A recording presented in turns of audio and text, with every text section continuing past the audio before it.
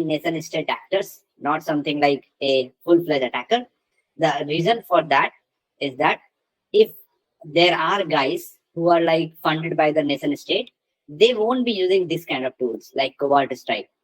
Okay, they won't be using this kind of tool because these tools are well known, and a lot of detection systems uh, are able to kind of detect that okay, there's a covert strike software executing, because there are a lot of IOCs for this kind of malwares. Okay, so a full-fledged attack team will never utilize this covert strike in a let's say in a normal manner. Okay, so that's the thing.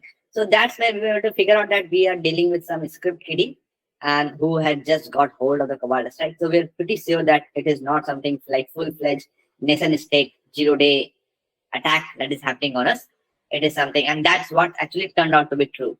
Okay, that actually turned out to be true when we did some further analysis. Okay, so we need to kind of know, what I was telling is that we need to kind of know who are our adversary and what are their intentions over here. Okay, and what are the capabilities. So if we are able to know that, then we will able to kind of tune our investigation, or let's say we will be able to kind of tune our priority for that investigation in a much better way. Okay, so I hope this makes sense now. So the next thing is the behaviors. So what I mean is that we also need to kind of see like, okay, let's say uh, uh, can you detect that adversary that we have done within your environment. So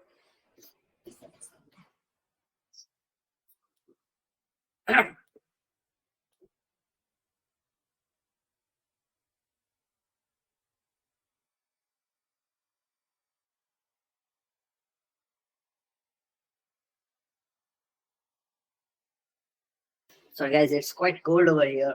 It's quite opposite of the summer right now. Okay, so thing is that like now in the behavior part, what I mean to say is that can you detect the adversary within an organization? So let's say there are different kind of adversary like APT28 or APT1. So there are a lot of like attacker teams. So do you have the full-fledged skills in your team by which you can detect those kind of adversary within your organization? Okay, so this is something like kind of like we need to kind of figure out. So if we are good in this part, again, like we can say that okay, our eradication stage skills are quite good. Okay, now again, thing is that is our hunting team kind of good? So thing is like we also need to check the skills of the hunting team. So can you detect an adversary that is already embedded?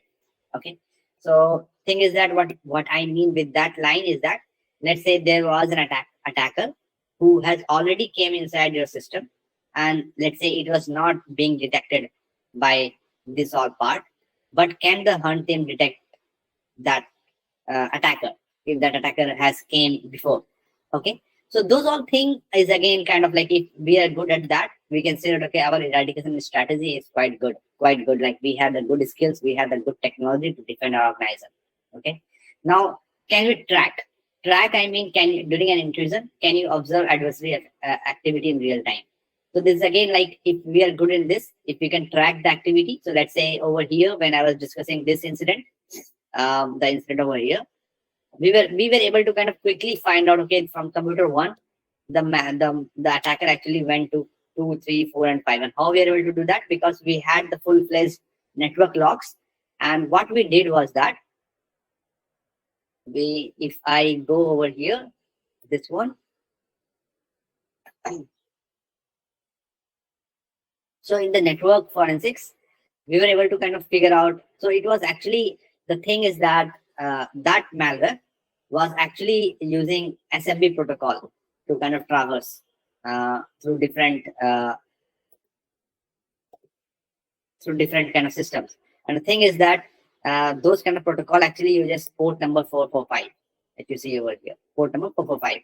And what we did is that we just when we found out an alert on the first system, which is computer one, what the team did is that they just filtered out the network logs because we were getting the network logs in real time. We first, because we were knowing like what's the kind of malware is, how this malware will traverse between two systems, and it actually does that via the via SMB protocol. Okay, and this is how it does that. Like it just try to access the C drive and then try to execute the PS, creates the psxv.exe on the C drive, that what allow the attacker to execute the any kind of malware on the host with system privilege. Okay, and the thing is that that traffic actually happens on port number 445. So when we filtered that out over 445, we were able to kind of quickly find out that okay, the attacker had actually moved out to computer 2, 3, 4, and 5, because we are looking at those port number 445. Okay, and we are able to quickly figure out that okay, this is the stage of the attack. Okay, this is how the attacker has kind of moved to different other systems. Okay, so I hope this makes sense. What I will do is that I will quickly kind of share this pcap file also with you guys, so you can kind of download that. Okay, so now, so this is something we're able to do. What I mean to say. Okay, and now the thing is that, so this is like if you are good in tracking the adversary, and so that means like you'll be able to kind of eradicate the adversary in much more better way. Okay, and now the other thing is like act. Okay, act I means can you deploy proven countermeasures to evict and recover. So can I, like, let's say what we did is that, let's say we are using the EDR agent, for example, CrowdStrike. So can we quickly deploy those CrowdStrike agents, let's say on those computers, or let's say we can take certain necessary action as soon as possible. Okay, so if we are able to act in a proper way using seeing those malware traversing over the network quickly, if we're able to kind of act on those quite fast and kind of recover from there, then we can say that okay, our eradication strategy is quite good. And the last part is that most of the time we need to kind of collaborate with trusted partners. So in the case that I said just now, what we did was that we worked with the FBI. We kind of notified a lot of other kind of companies that okay, this is one of the attack. These are the IP addresses of the attacker, or let's say C2 server address of the attacker. So we shared those things again with the FBI. So FBI team were able to kind of do a little bit more investigation. They were able to kind of, let's say, find out who the attacker is on at a personal level from their end. So we need to kind of if we are able to kind of figure out, if we are able to kind of, let's say, act on all these parameters. Okay, and if we think that we are good in this part, then only we can say that our eradication skills are quite good. Okay, so I hope this makes sense. If you guys have any kind of questions, feel free to kind of interrupt me whenever you like.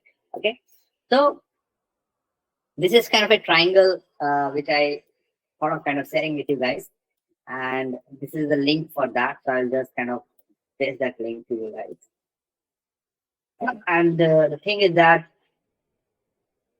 there are a lot of other things in this one.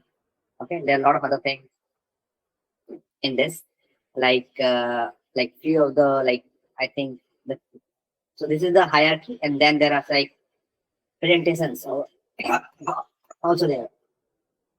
So I'll suggest you guys, like, maybe you guys can have a look and that part and kind of understand more about the incident response capabilities in much more detail going forward.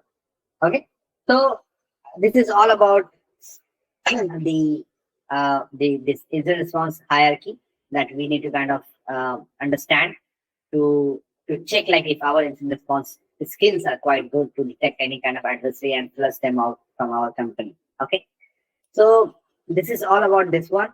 Now let me quickly go to the lab part. I think we had a lot of theories now, so let me quickly go to the lab part.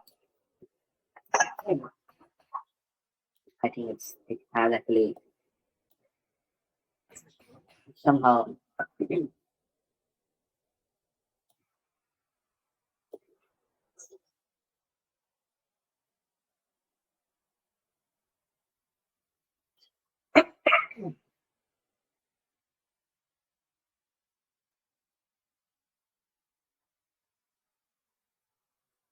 okay, let's give it some time, and I think it will just take 1 minute to kind of quickly spun up.